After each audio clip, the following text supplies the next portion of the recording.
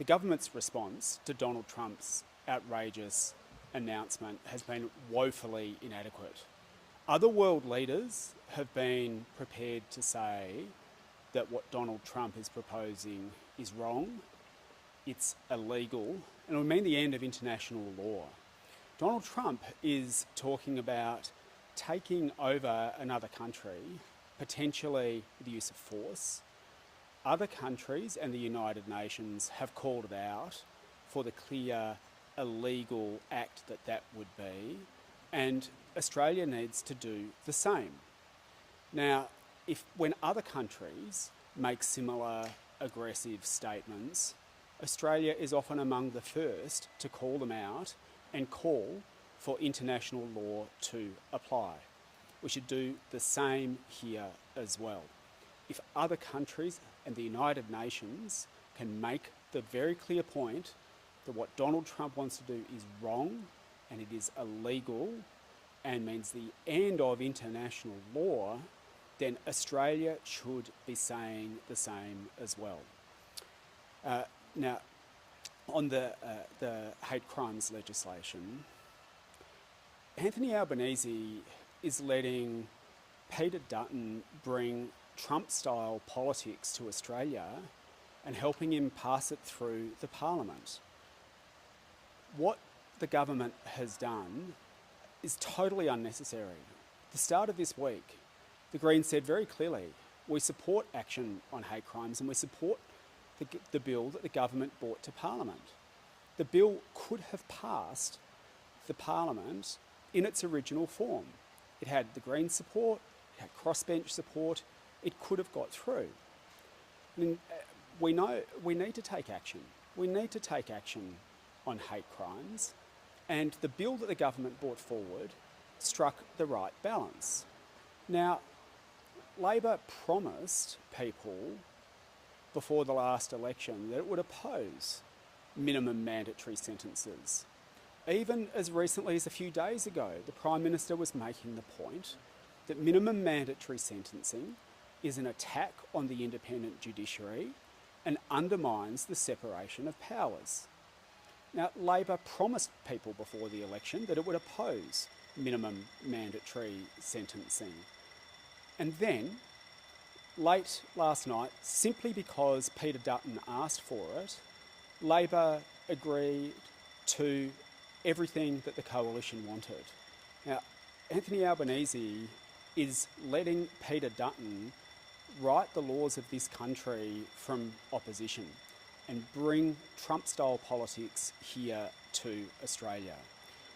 The Greens do not support minimum mandatory sentencing for the same reason that the Labor Party apparently did up until last night, which is that it is an attack on the separation of powers and it does not make our country safer. On a couple of other matters, we are seeing the effects of the climate crisis devastate people in Townsville and also right around this country at the moment. Extreme weather events are fuelled by coal and gas, and we are seeing people's lives, livelihoods and property now being put under threat. People in Townsville and Queensland, and indeed right around the country, need all the support they can get. It is good that the Prime Minister is there providing financial support and also that he is there assisting. The Prime Minister said to the people of Queensland that these extreme weather events are becoming more intense. Well, perhaps the Prime Minister should also explain to the people of Townsville why climate emissions are now higher under Anthony Albanese than they were when Scott Morrison left office, and why Labor has approved over 30 new coal and gas projects. Now, these kind of extreme weather events, the fires and the floods, are going to get worse if we do not get the climate crisis under control. And if the Prime Minister really wants to help the people of this country and stop these intense weather events getting worse, then he has to stop approving so many coal and gas projects. Over 30 coal and gas projects approved under Labor, emissions now higher under Anthony Albanese than they were under Scott Morrison. That is a recipe for worse floods and worse fires for people in this country. It is time that Anthony Albanese and Peter Dutton did more than express good wishes and thoughts for people who are suffering through fires and floods, and started to do something about it by stopping emissions from rising higher under Anthony Albanese than they were under Scott Morrison, and stopping opening new coal and gas projects. And just on one last matter, something that happened in the Senate that may have escaped people's attention. A few days ago, the government said that they wanted to see some reform on childcare and have it done during the course of this fortnight of Parliament. Greens stood up on day one and said, we support that, let's get it through this fortnight. Labor and the Liberals have just voted in the Senate to delay Labor's own childcare policy for another couple of months. The Greens said, let's get this done in this fortnight. Labor and the Liberals have just delayed it. Now, people are struggling with soaring childcare costs.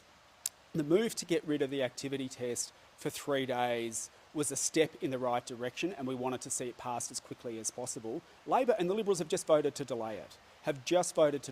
That could have got through the Senate this fortnight, and they have just voted to delay it. The Greens will continue to keep the pressure on Labor to deliver on childcare. It is something the Greens have been pushing for some time.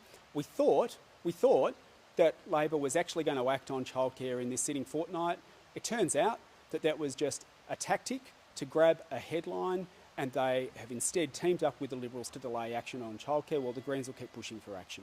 Just on mandatory sentencing, appreciate that there's concerns about the principle of it, but surely in this instance it's reasonable.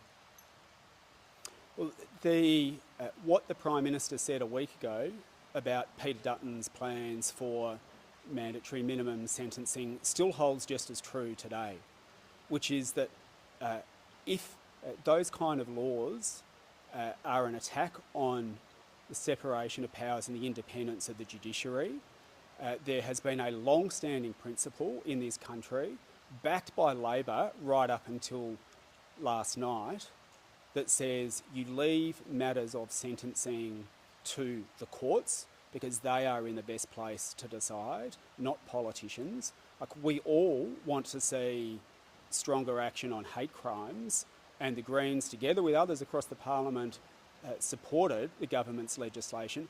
What the government has done is bow to Peter Dutton's Trump-style politics and do something it promised it wouldn't do, because we know that those kind of provisions, mandatory minimum sentencing, is an attack on the independence of the judiciary. Do you think this will have unintended consequences?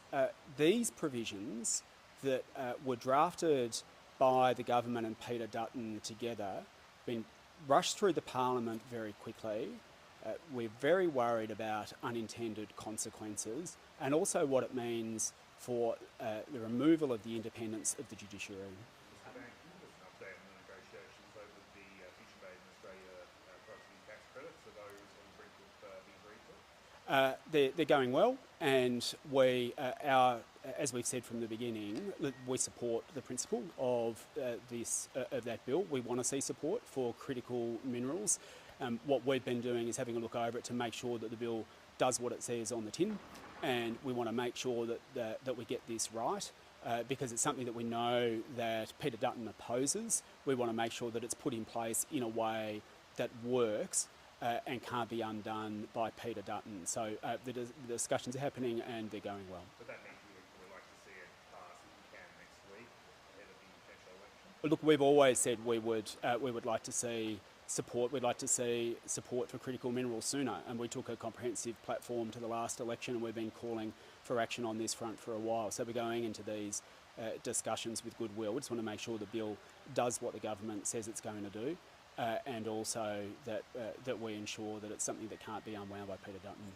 Part of the reticence to criticise the Trump administration might be to do with a need to avoid being tariffed, as he's done on Australia's neighbours. Do you have, on America's allies, do you have any sympathy with that concern? What should Australia be doing to avoid or managing that risk? And on a separate one, can you categorise where the electoral reform negotiations are up to? What's the contact with Bandt side of things? Well, look, on electoral reform, we have the view that Labor and the Liberals want to do a deal to entrench themselves and entrench the two-party systems, and rather than have better policies for people, they want to change the rules of the game to benefit them. We've always said that we need strong and good electoral reform in this country, but so far our impression is that the government wants to do another deal with Peter Dutton like they've done today. What was the other matter? The other question, Just sorry. Any sympathy with that kind of push and pull with the government on tariffs and things like that? The message. There's been a lot of advice being given to the government, including by former Prime Minister Malcolm Turnbull, who makes the point that you've got to stand up to bullies. You've got to stand up to bullies. And when someone who is an ally country of ours says that they are going to do something illegal and break international law and take over another country, you have to speak out. You have to speak out. And the other considerations that are at play may be ones that Donald Trump is trying to hold over people's heads, but when it's something as fundamental as whether one country gets to invade, or not invade, whether it's something as fundamental as whether one country gets to take over another country, potentially with the use of force, then you've got to speak out. You've got to speak out. And we've seen the government speak out when other countries, where there's been threats of force with other countries, and they should speak out this time as well. Thanks, everyone.